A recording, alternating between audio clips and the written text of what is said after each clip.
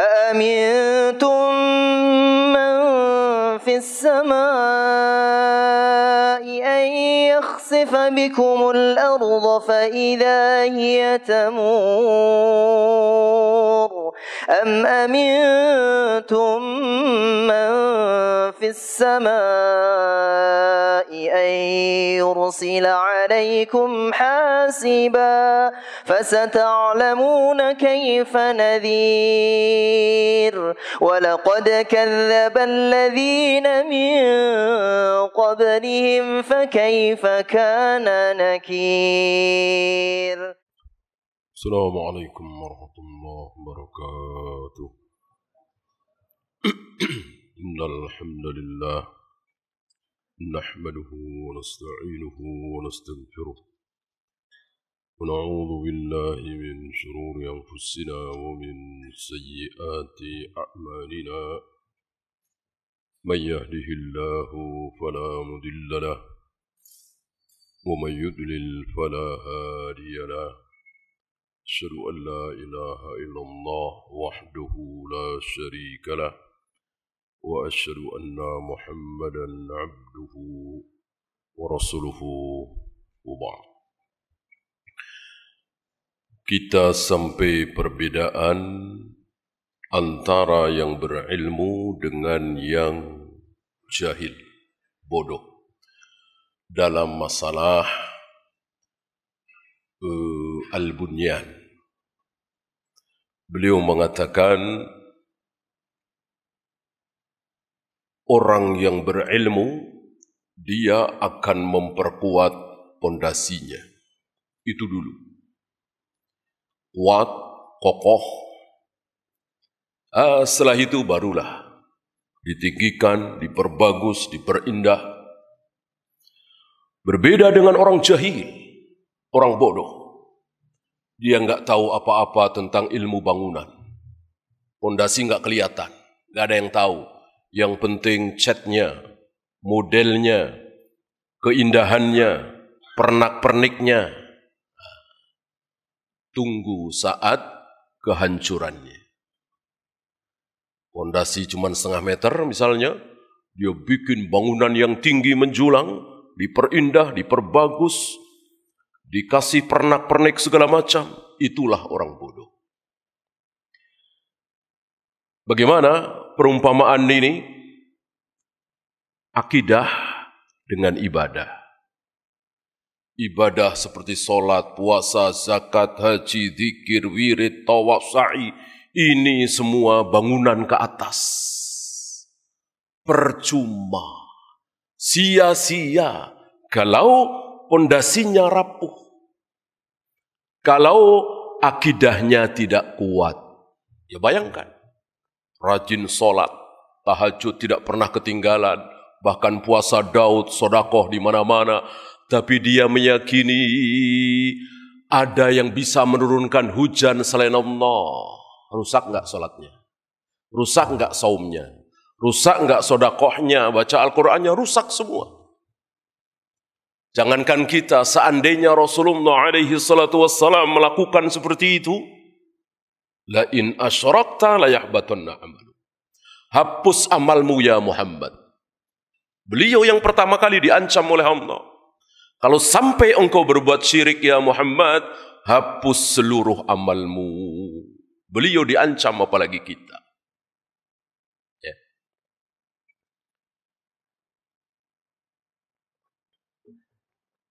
Betapa pentingnya akidah itu. Nomor satu. Maka Allah sediakan waktu berapa? 13 tahun. 13 tahun. Belum ada sholat, belum ada puasa, zakat, haji, wudu, tayamum, azan, qomat, tawaf, sa'i, jihad. Tidak boleh jual beli seperti ini, tidak boleh dua harga sama riba. Belum dibahas. 13 tahun. Apa yang dilakukan oleh Nabi selama 13 tahun pertama? Akidah, tauhid. Akidah, tauhid. Jadilah manusia-manusia seperti Abu Bakar, Umar, Utsman, Ali, Zubair, Tolha. 10 ini kan semuanya di 13 tahun pertama kan? Yang 10 orang itu. Yang 10 orang itu kan tidak ada orang Ansor. Semuanya orang Muhajirin kan? Dari mulai Abu Bakar sampai Sa'id bin Zaid. 10 orang yang namanya disebut oleh Nabi pasti masuk surga. Semuanya di 13 tahun pertama. Mendapat tarbiyah langsung dari Nabi berupa akidah. Belum ada ibadah. Bahkan khamr masih diminum. Judi mereka lakukan, orang belum haram. Ya. Cuman 4 orang ini Allah selamatkan. Dari kecil, dari remaja, belum pernah minum khamr. 4 orang ini. Yang 4-empatnya akhirnya menjadi khalifah, pengganti Nabi SAW memimpin kaum muslimin. Selebihnya rata-rata mereka peminum khamr. Bahkan Ali bin Abi Thalib yang sangat pemberani melihat Hamzah sedang minum khamr lalu mabuk, ketakutan. Ali bin Abi Thalib, pemuda pemberani, menyaksikan Hamzah mabuk, gemetar ketakutan. Itu ada unta sekali tebas dengan pedangnya itu hampir belah. Saking dahsyatnya Hamzah mabuk. Ya. Berdosakah? Ya tidak, kan belum berdosa, belum dilarang, belum haram. Ya.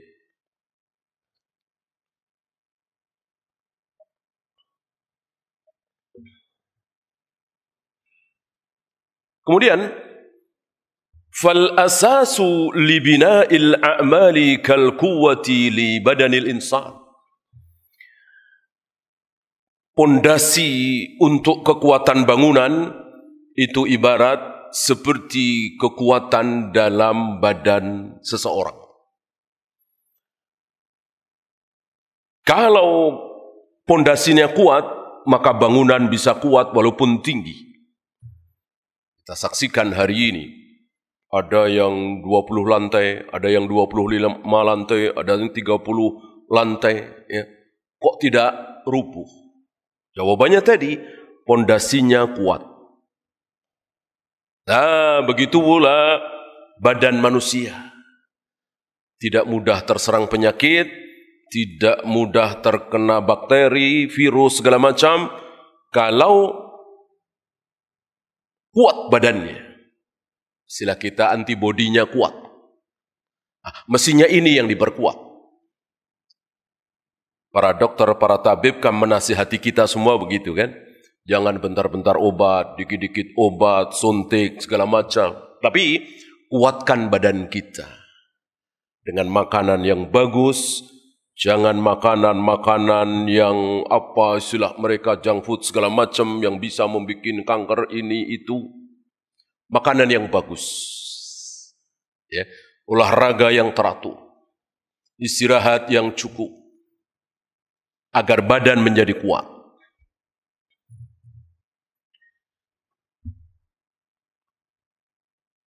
Wa idza kanatil quwwatu dha'ifatan, ketika kekuatan fisik tubuh manusia itu menjadi melemah, maka akan mudah terserang penyakit. Begitu pula ketika akidahnya lemah, ketika akidahnya rapuh, tauhidnya tipis sekali, maka tergoda sedikit, hanyut dia. Oleh karena itu, antum masih ingat ucapan Aisyah? Insya Allah Aisyah jauh lebih faham dari kita dalam masalah ini. Aisyah mengatakan, seandainya pertama kali Rasulullah datang sebagai Nabi, sebagai Rasul, langsung mengatakan kepada manusia, dari mulai hari pertama atau bulan pertama, jangan minum khamar, jangan berzina, jangan berjudi, jangan membunuh, dan seterusnya, maka khamr akan tetap diminum. Zina akan tetap dilakukan. Judi akan tetap ramai. Ini pemahaman Aisyah. Seandainya Rasulullah pertama kali berdakwah, langsung jangan minum khamr, jangan berzina, jangan berjudi. Tidak. Itu semua disampaikan oleh Nabi kira-kira 15 tahun setelah beliau jadi Nabi. Ada yang 16 tahun setelah beliau jadi Rasul. Ada yang 17 tahun. Bahkan beberapa hal disyariatkan setahun 2 tahun sebelum beliau wafat. Kan begitu. Dengan demikian, kaum muslimin itu menjadi siap ketika dilarang minum khamar. Kenapa? Karena diawali dengan akidah. Diawali dengan tauhid. Tidak seperti kita hari ini. Begitu awal mula masuk Islam, ngaji, langsung belajar sholat. Langsung belajar wudu. Tidak ditanamkan akidah.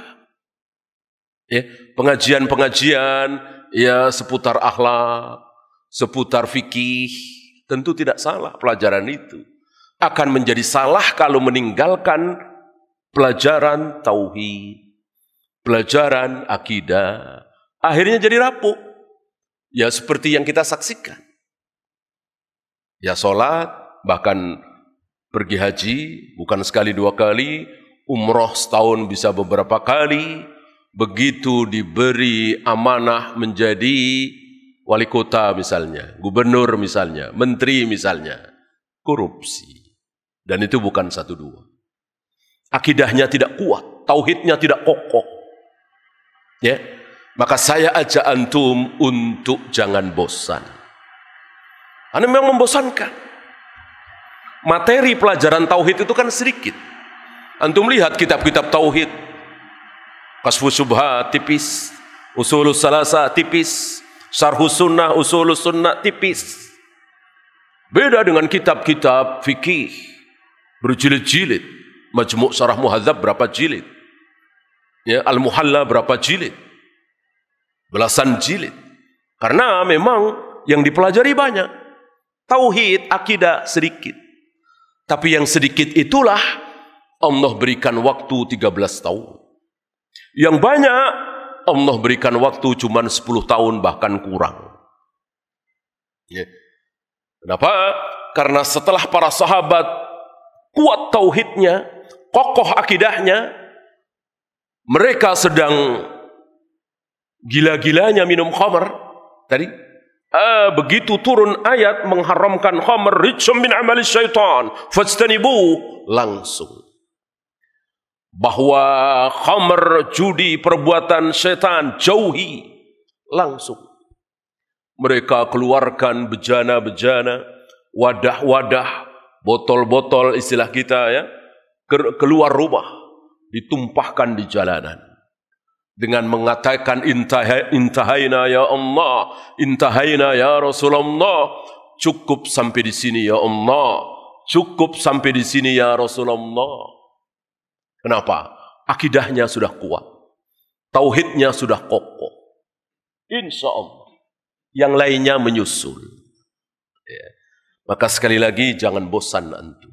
Tauhid lagi, akidah lagi, bosan. Mendengarkan Allah menciptakan Adam dengan kedua tangannya. Allah turun ke langit dunia setiap sepertiga malam. Allah bersemayam di atas arsy. Allah membolak-balikkan hati manusia dengan 2 jarinya. Allah akan menghentikan geraman jahanam dengan telapak kakinya. Jangan bosan. Ini tauhid, ini akidah. Ilmu terbesar. Jauh lebih besar dari ilmu tentang salat, puasa, zakat, haji, birrul walidain. Kenapa? Karena ilmu akidah, ilmu tauhid adalah ilmu yang mempelajari tentang apa? Tentang zat yang maha besar. Allah kan maha besar, enggak ada yang lebih besar dari Allah. Ini ilmu mempelajari tentang Allah, tentu ini ilmu terbesar. Ketika kita mempelajari ilmu tentang perjalanan hidup Imam Syafi'i misalnya. Ini ilmu besar. Karena Imam Syafi'i orang besar kan? Ulama besar kan? Berbeda kalau kita mempelajari sejarah sirahnya, yang di bawahnya, misalnya Pangeran Diponegoro misalnya.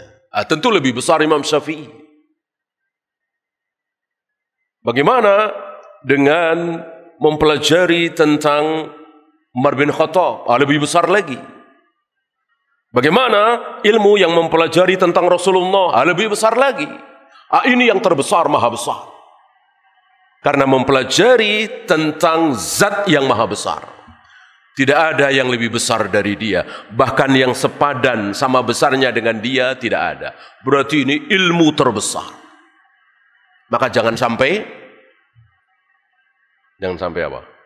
Mempelajari tentang zat yang maha besar, ilmu tentang Allah, jangan sampai salah. Jangan sampai salah. Ya tentu ilmu tentang sholat, tentang puasa, tentang baca Al-Quran sama, jangan sampai salah. Cuman ketika antum baca Al-Quran salah, puasa salah, sholat salah, keluar dari Islam apa belum? Keluar dari Islam apa belum? Belum. Masih Islam, masih Muslim, masih beriman. Walaupun sholatnya salah. Ya tentu banyak dari kita yang sholatnya salah kan. Tidak sama dengan Nabi SAW, kurang atau bahkan menambah-nambah. Ya. Tapi belum keluar dari Islam. Belum ada ancaman keluar dari Islam. Tapi kalau kita belajar tentang Allah, mengetahui tentang Allah, meyakini tentang Allah, dan itu salah, terancam keluar dari Islam. Ya.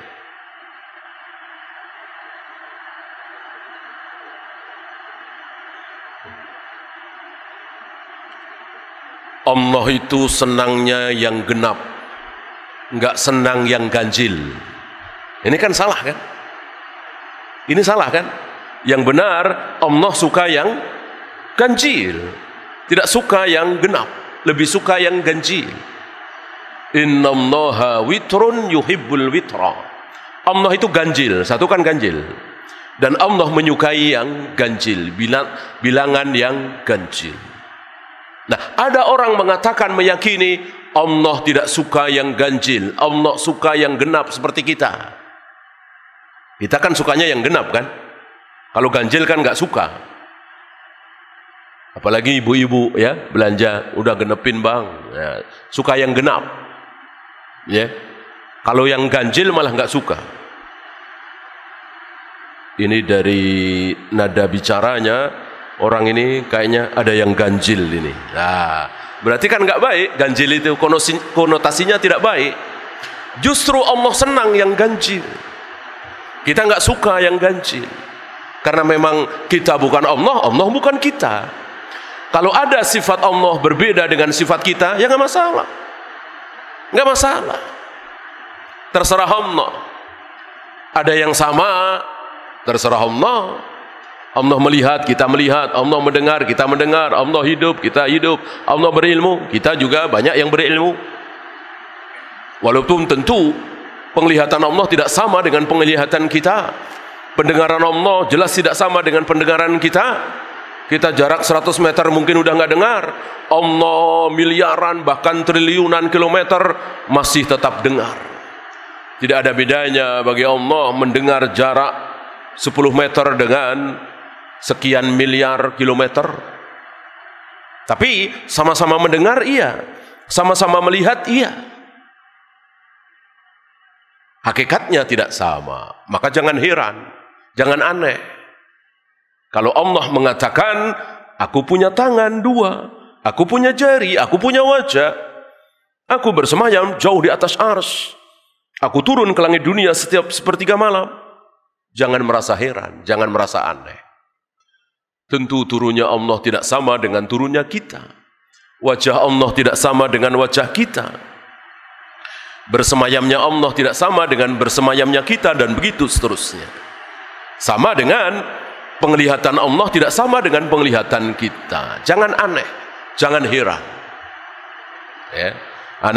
Nanti insya Allah akan dibahas oleh beliau sifat-sifat yang sama antara kita dengan Allah, sifat-sifat yang berbeda antara kita dengan Allah, gitu ya.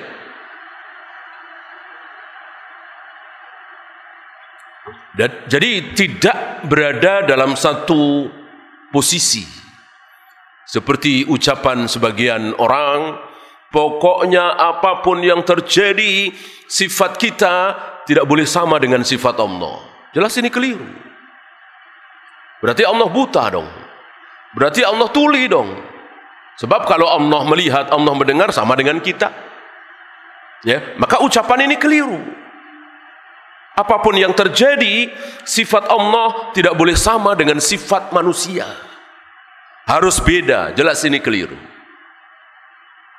Sebaliknya,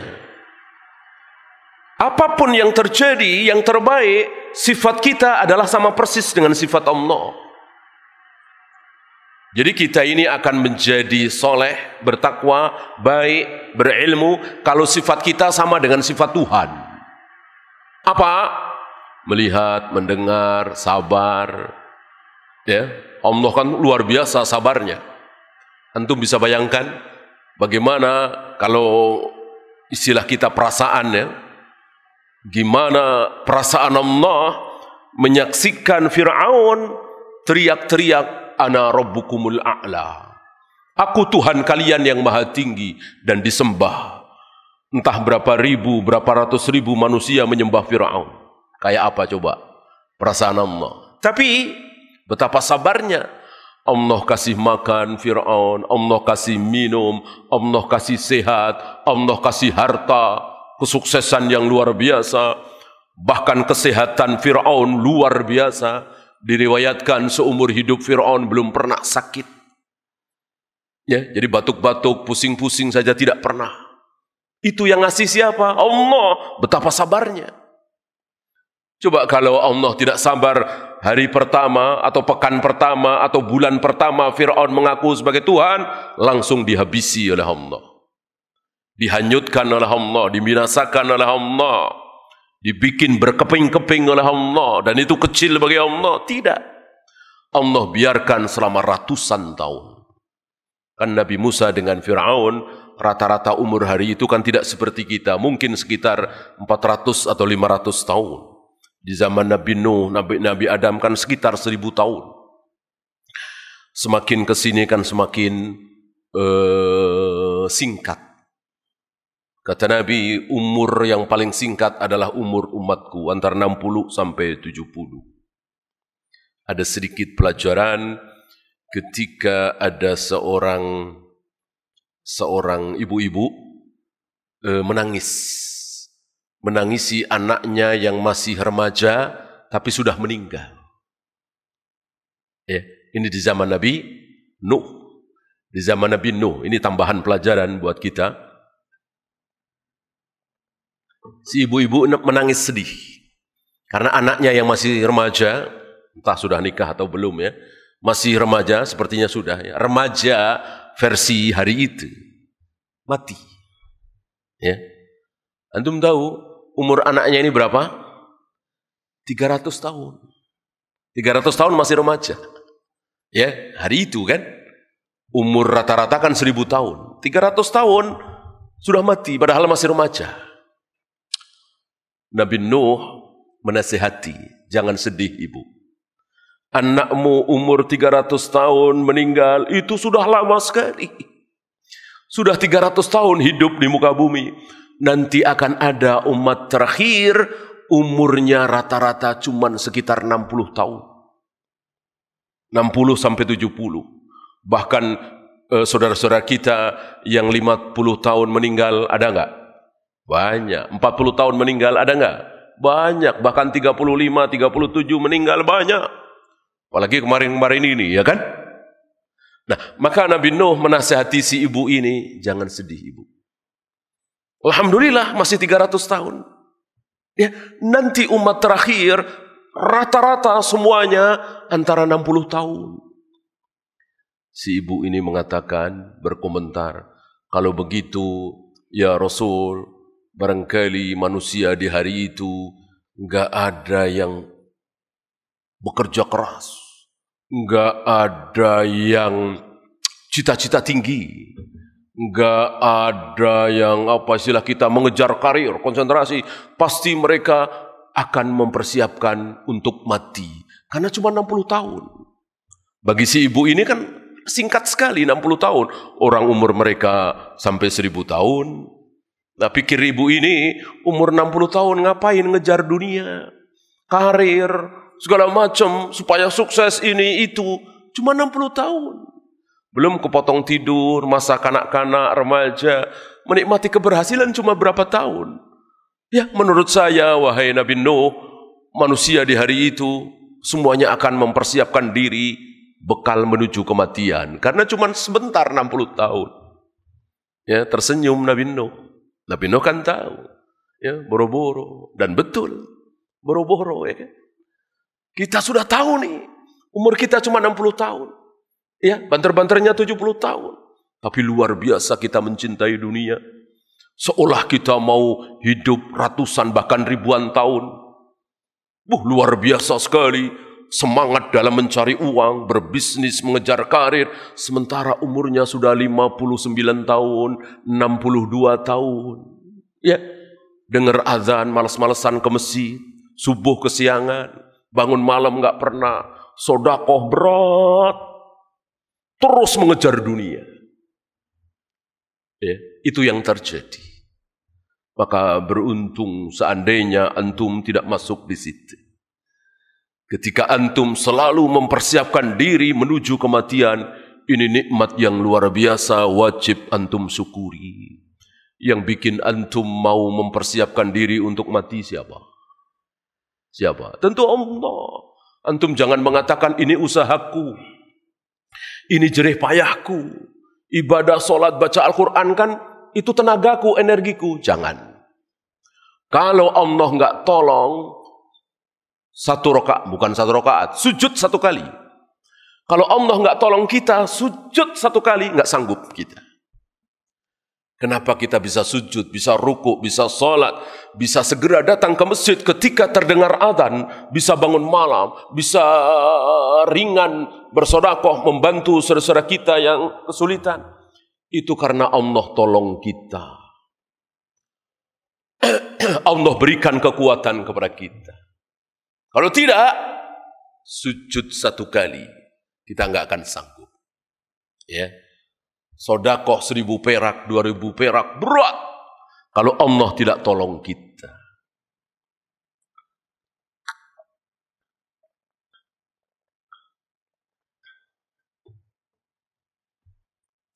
Kemudian, wahadal asasu amrani. Pondasi di sini ada 2. Tadi dan kemarin beliau mengajarkan kepada kita betapa pentingnya pondasi itu. Akidah, tauhid, pondasi yang betul-betul pondasi. Beliau mengatakan, wahadal asasu amrani. Pondasi di sini ada 2. Yang pertama, sihhatul ma'rifati billahi wa amrihi wa asma'ihi wa sifatihi. Kita tahu tentang Allah dengan pengetahuan yang benar. Jangan sampai seperti saudara-saudara kita tahu tentang Allah dengan pengetahuan yang salah. Ada berapa sifat Allah? 20. Dengan yakinnya, dengan pedenya. Allah mempunyai sifat cuma 20. Betul? Betul? La Ar-Rahman kemana? Ar-Rahim kemana? Cemburu kemana? Itu apa bukan sifat Allah? Kenapa cuma dibatasi 20? Wujud, qidam, baqa, mukhalafatul lil awadisi, qiyamuhu binafsi. Tidak salah. 20 sifat Allah di sini tidak salah. Tidak salah. Itu 20 sifat itu nggak ada yang salah. Betul semua. Yang salah? Yang salah pembatasan itu. Kenapa cuma 20? Di wujud qidam, baqa 20 itu nggak ada Ar-Rahman, nggak ada Ar-Rahim, nggak ada Al-Malik, nggak ada Al-Quddus, nggak ada Allah cemburu, ya, nggak ada Allah bersemayam di atas arsy, Allah turun ke langit dunia setiap sepertiga malam. Ini kan termasuk sifat Allah. Sifat Allah ada 2 kan? Sifat dzatiyah yang terus menempel di diri Allah, seperti berilmu, melihat, mendengar, bijaksana, Rahman, Rahim. Ya. Yang kedua, sifat fi'liyah ikhtiariyah. Perbuatan Allah yang Allah lakukan kapanpun terserah Allah. Kapan Allah berbicara? Kapan Allah berbicara? Kapanpun terserah Allah. Sekarang Allah berbicara juga bisa. Ya. Ini berbeda dengan pemahaman Asy'ariyah Maturidiyah. Allah sekarang sudah tidak berbicara lagi. Karena wahyu sudah putus. Jadi mereka mengira bahwa ucapan Allah, pembicaraan Allah itu cuma berupa wahyu. Kita harus tahu bahwa ucapan Allah, pembicaraan Allah ada dua. Ada yang diwahyukan dan ada yang tidak diwahyukan. Yang diwahyukan ya berupa Al-Quran, Taurat, Injil, Zabur, Suhuf, dan seterusnya banyak sekali. Yang kita tidak tahu.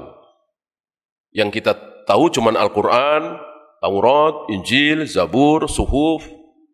Yang dikasih tahu oleh Allah. Selebihnya kita nggak dikasih tahu, tapi ada.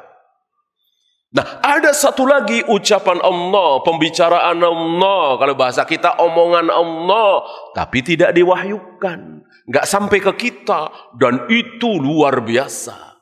Setiap saat, setiap detik. Ambil contoh misalnya, ketika seorang wanita hamil. Ketika seorang wanita hamil, diawali air ayah yang masuk ke rahim ibu, air laki-laki masuk ke rahim seorang wanita, lalu menjadi janin, ya.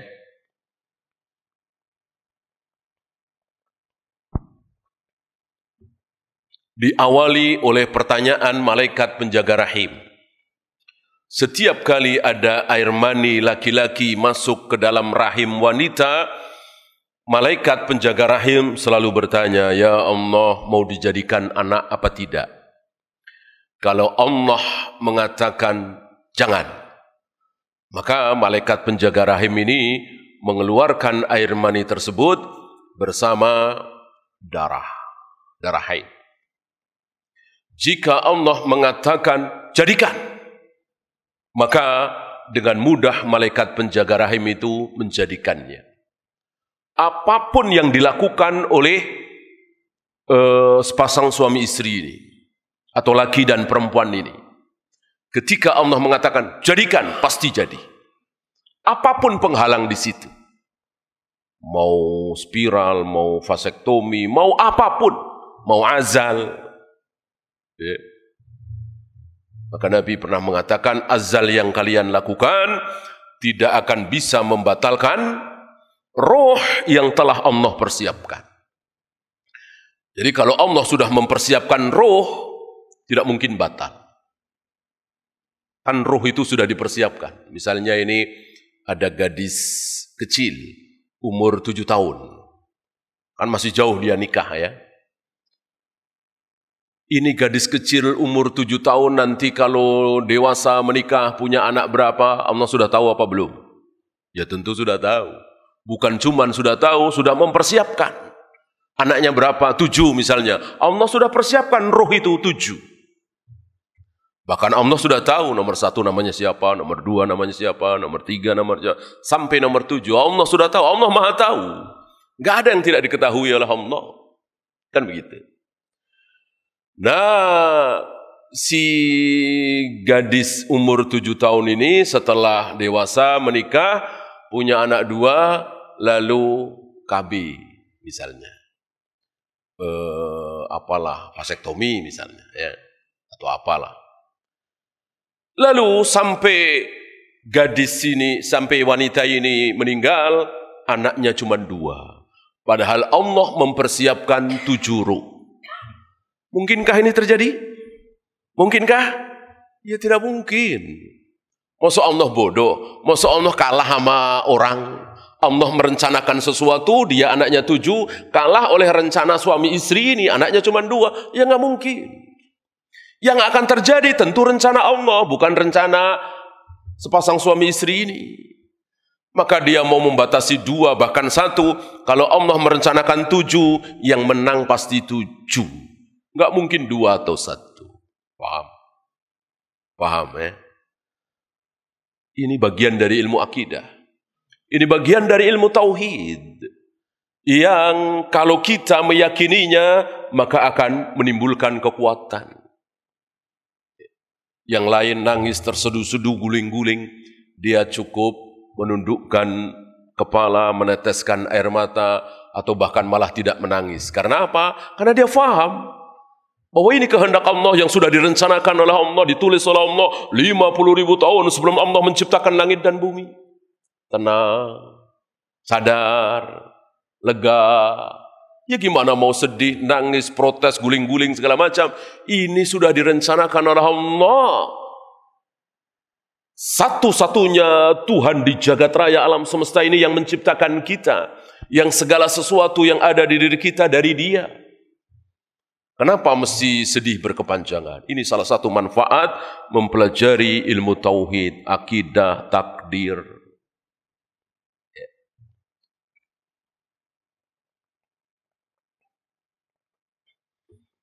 Ini yang pertama tentang asas pondasi sihhatul ma'rifati billah. Pengetahuan tentang Allah itu benar. Yang jadi permasalahan betapa banyak saudara-saudara kita hari ini mempelajari tentang Allah, meyakini Allah begini, tapi itu salah. Allah itu disembah dengan cara lewat orang-orang soleh yang sudah mati. Ini kan kesalahan besar. Dan itu dilakukan oleh sebagian saudara-saudara kita. Kita orang kotor, Allah itu suci. Kalau ingin dekat dengan Allah yang maha suci, kita harus suci dulu. Padahal kita kotor, banyak dosa. Maka kita mesti lewat orang-orang suci. Wahyu dari mana ini? Wahyu dari mana? Lalu mereka mendekati orang-orang suci yang sudah meninggal. Kuburan-kuburan para wali, kuburan-kuburan orang saleh. Dipakai untuk mendekatkan diri kepada Allah. Dengan pendapat keyakinan salah seperti tadi. Kita kan kotor. Allah suci. Untuk mendekatkan diri kepada yang suci, harus melewati orang-orang suci. Para wali. Ya, orang-orang awam mendapat keterangan seperti ini, barangkali manggut-manggut. Barangkali percaya. Ini semua akan hancur. Ini semua akan terbongkar kesalahannya dengan melihat Rasul dan para sahabat. Apa iya Rasul dan para sahabat untuk mendekatkan diri kepada Allah lewat kuburan-kuburan? Kuburan Nabi Ibrahim, kuburan Nabi Musa, kuburan Nabi Ismail, kuburan Nabi Nuh. Ternyata kuburan-kuburan para nabi tidak ada yang tahu. Nabi juga nggak tahu. Kalau Nabi tahu tentu Nabi tunjukkan. Ada Nabi tahu kuburan Nabi Musa itu tidak jauh dari Masjidil Aqsa, selemparan batu.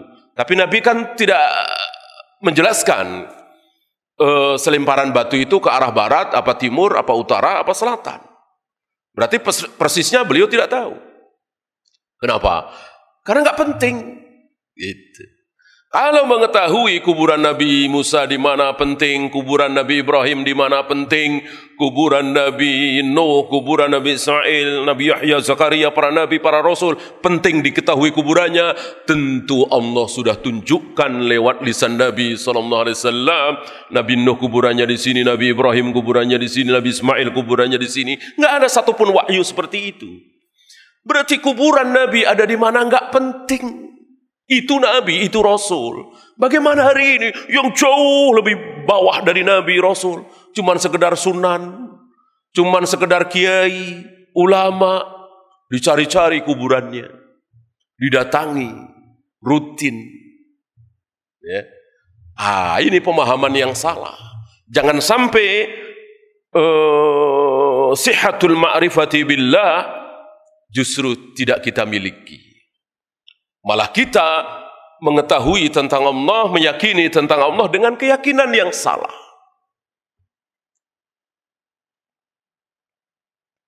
Allah ada di mana-mana katanya. Allah menciptakan Adam dengan kun fayakun, tidak dengan kedua tangannya. Jelas menyalahi ayat kan, membantah ayat. Ma mana'aka antas sudah lima khalaqtu biyadayya. Aku telah ciptakan Adam dengan kedua tanganku. Tiba-tiba ada orang yang mengatakan Allah menciptakan itu dengan kun fayakun.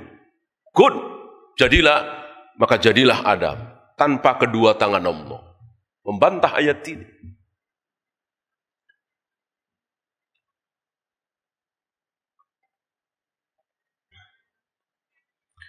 Wa amrihi wa asma'ihi wa sifatihi, termasuk perintah-perintah Allah, nama-nama Allah, sifat-sifat Allah, jangan sampai ada yang salah. Jangan sampai seperti firqah-firqah dalal menamai Allah dengan nama yang salah, mensifati Allah dengan sifat yang salah, seperti al-mutakallim. Al-mutakallim ini nama apa sifat? Jawabnya sifat. Bahwa Allah takallum, takallama, yatakallamu, takalluman, berbicara, berfirman, ngomong, berkata-kata, apalagi. Itu salah satu sifat Allah. Nah, dengan demikian maka Allah mempunyai nama Al-Mutakallim, yang berkata-kata. Betulkah? Salah. Salah. Kenapa? Karena tidak mentang-mentang sifat Allah otomatis menjadi nama Allah. Ya, Allah kan bersemayam di atas arsy. Bersemayam, istawa yastawi. Isim fa'ilnya Al-Mustawi. Apakah dengan demikian Allah mempunyai nama Al-Mustawi? Tidak. Tidak. Ya, paham ya? Jadi tidak semua sifat Allah otomatis nama Allah.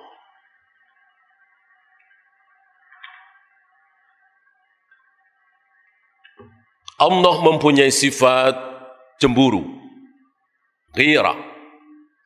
Apakah dengan demikian Allah mempunyai nama Zat yang maha cemburu, Al-Mughir atau Al-Mughirah? Tidak. Jadi tidak mentang-mentang sifat Allah kemudian menjadi nama Allah. Ya.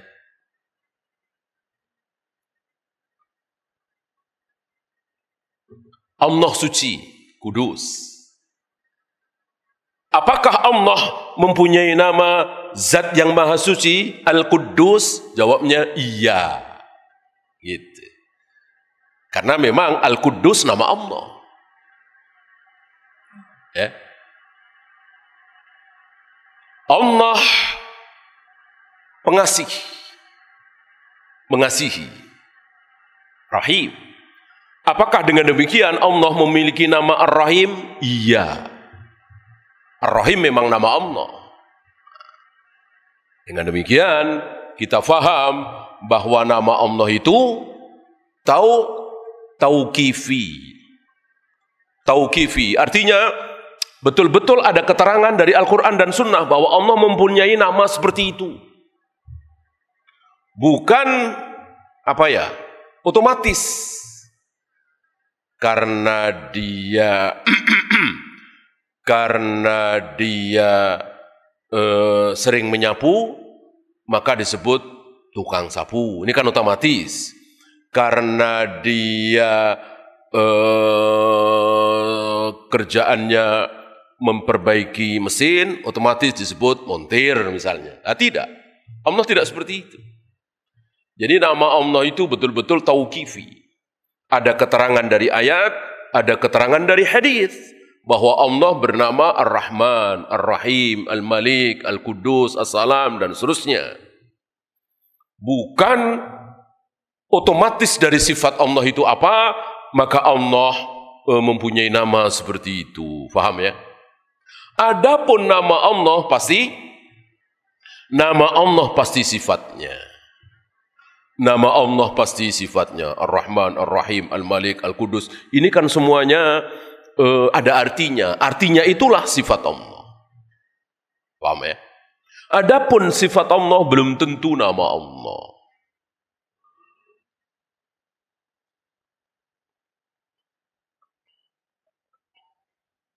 Maka kembali ke sifat 20 tadi, sifatnya benar, namanya nggak benar. Kan di antara sifat 20 itu kan ada al-mutakallim kan? Kalau itu sifat betul, kalau itu nama tidak betul. Maka memberikan nama anak Abdul Mutakallim ya salah. Yang benar Abdurrahman, Abdurrahim, Abdul Malik, Abdul Quddus dan seterusnya. Abdul Mutakallim tidak benar. Ya syirik jadinya kan. Secara kata-kata syirik. Hambanya Al-Mutakallim. Padahal Al-Mutakallim bukan Allah. Ini yang pertama. Asas yang pertama. Pondasi yang pertama. Mengetahui Allah dengan pengetahuan yang benar. Meyakini Allah dengan keyakinan yang benar. Bukan keyakinan yang salah. Kemudian nama-namanya, sifat-sifatnya, bagaimana perintah Allah kita meyakini dengan keyakinan yang benar.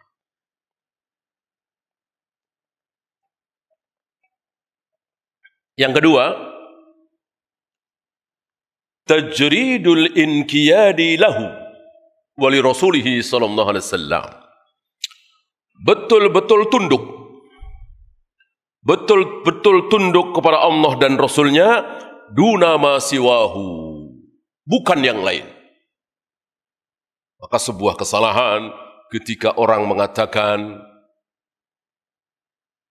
pokoknya kalau Imam Syafi'i yang ngomong, udah. Saya nggak akan lihat-lihat lagi ayat, hadis. Gitu. Pokoknya kalau udah Syekh Albani atau Syekh bin Bas yang bicara, sudah. Saya nggak mau ngecek-ngecek lagi ayat, hadis. Pokoknya kalau yang ngomong itu si A, si B, si C, si Fulan, hatta Abu Bakar Umar. Tidak boleh kalimat seperti itu. Ya. Al-inqiyat itu, tunduk, itu hanya kepada Allah dan Rasulnya. Duna ma siwahu, bukan yang lain. Kalau yang lain ditimbang. Kita mengikuti pendapat Imam Syafi'i, bolehkah? Boleh. Boleh sekali. Kita mengikuti pendapat Syekh Albani, Syekh bin Bas, bolehkah? Boleh. Boleh sekali. Yang tidak boleh meyakini bahwa apapun pendapat Syekh Albani, Syekh bin Bas, Imam Syafi'i, Imam Bukhari pasti benar. Itu yang salah.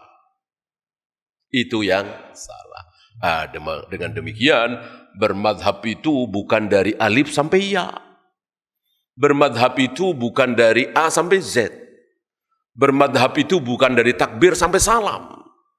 Bermadhab itu bukan dalam seluruh agama saya akan mengikuti Syafi'i atau Maliki atau Hambali. Tidak. Ya. Dalam hal ini saya setuju dengan pendapat Imam Syafi'i, silahkan. Dalam hal ini saya setuju dengan pendapatnya Imam Malik, silahkan. Begitu. Jadi bukan mengkotak-kotak. Tidak seperti yang terjadi beberapa ratus tahun yang lalu. Iya, kalau beberapa daerah mungkin di negeri kita sampai hari ini. Maksud saya di Masjidil Haram ya, di Saudi. Mungkin antum pernah dengar bahwa di Saudi, di Masjidil Haram pernah ada, ini sebelum tampilnya dakwah Syekh Muhammad bin Abdul Wahab ya, mungkin sekitar 200-300 tahun yang lalu. Di Masjidil Haram pernah sholat subuh berapa kali? Pernah dengar? 4 kali. Sholat duhur 4 kali. Sholat asar 4 kali. Sholat maghrib 4 kali. Sholat isya 4 kali. Luar biasa. Saking fanatiknya dengan madhab masing-masing.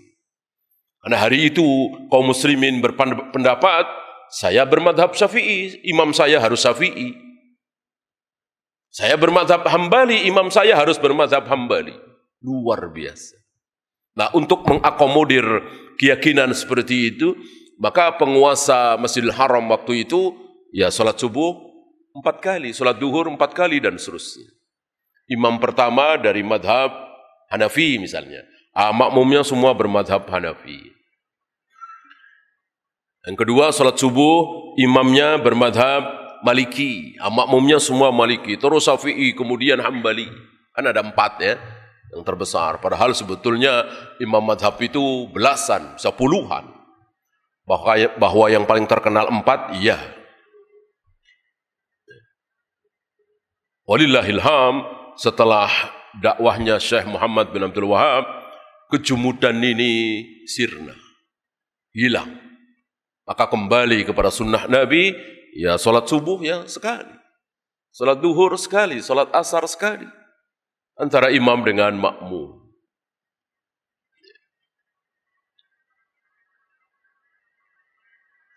Nah, jangan sampai fanatik madhab ini terus kita pelihara sampai hari ini. Ya. Maka sekali lagi boleh kita mengikuti madhab tertentu, tapi kita harus yakin Imam Syafi'i ini bukan Nabi, bisa benar, bisa salah. Imam Malik bukan Nabi, bisa benar, bisa salah. Imam Hanafi, Abu Hanifah bukan Nabi, bisa benar, bisa salah. Dan kesalahannya sudah ada. Walaupun 1 atau 2, tapi kan ya salah. Untuk masih ingat kesalahan Imam Hanafi cukup fatal kan? Apa? Masih ingat? Wanita boleh nikah tanpa wali. Fatal sekali ini. Kesalahan ini fatal sekali. Loh kok bisa sekaliber sekelas Abu Hanifah, Imam Hanafi salah fatal? Ya bisa, namanya manusia. Yang nggak bisa itu Rasulullah SAW. Hanya beliau yang maksum, dijaga oleh Allah dari kesalahan. Selain beliau bisa benar, bisa salah. Fatal ini. Ya, seorang wanita boleh nikah tanpa wali.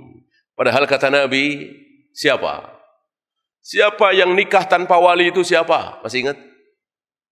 Ya, wanita Zainab ada walinya, tapi Allah. Kata Nabi, ini kata Nabi ya, wanita yang nikah tanpa wali adalah, ingat, pelacur. Wanita yang nikah tanpa wali, pelacur.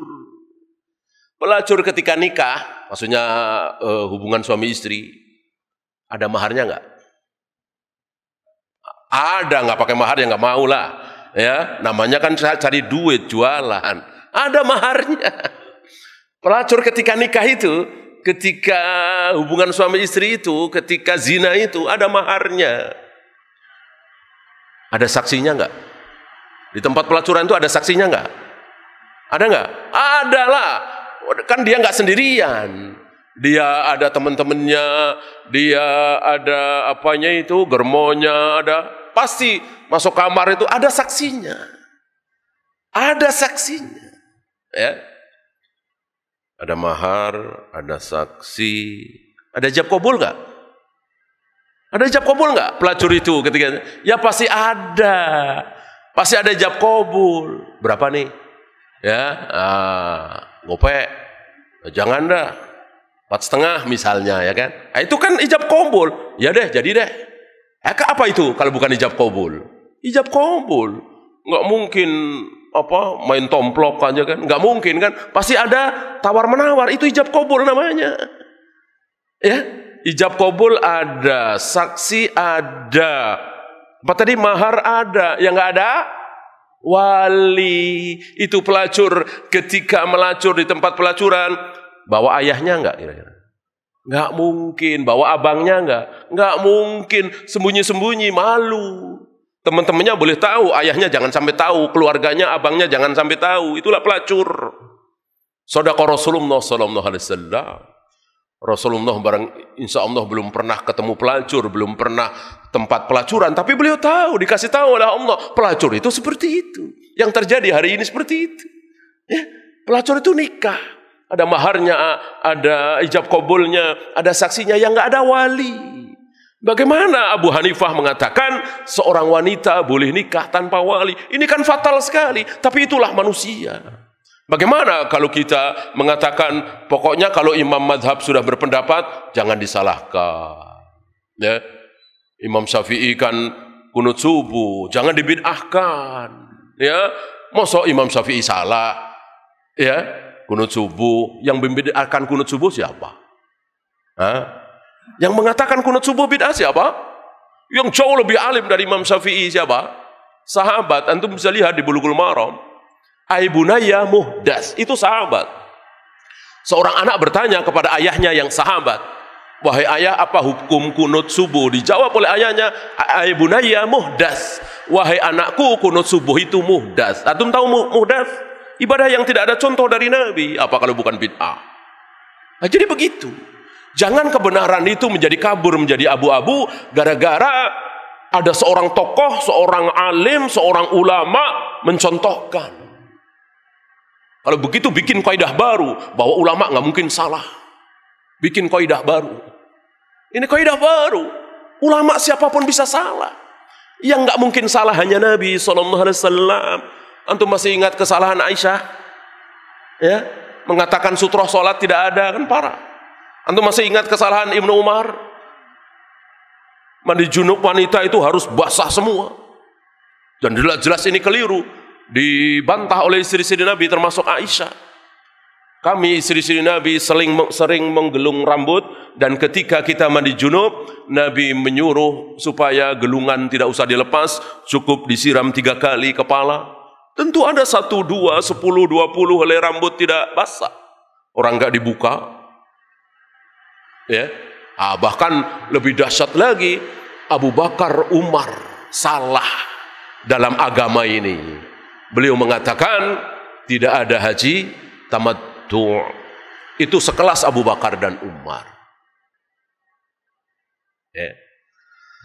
Maka kembali kepada pondasi ini, tajridul inqiyadi lahu wa li rasulihi duna ma siwahu. Tunduk dan patuh hanya kepada Allah dan Rasul, bukan kepada yang lain. Karena yang lain sekali lagi bisa benar, bisa salah. Wallahu a'lam. Ya, itu saja kita akhiri. Subhanakallahumma bihamdika asyhadu an la ilaha illa anta astaghfiruka wa atubu ilaik. Assalamualaikum warahmatullahi wabarakatuh. أولم يروا إلى الطير فوقهم صافات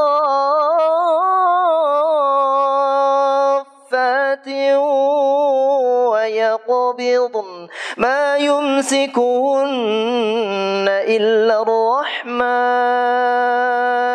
إنه بكل شيء بصير.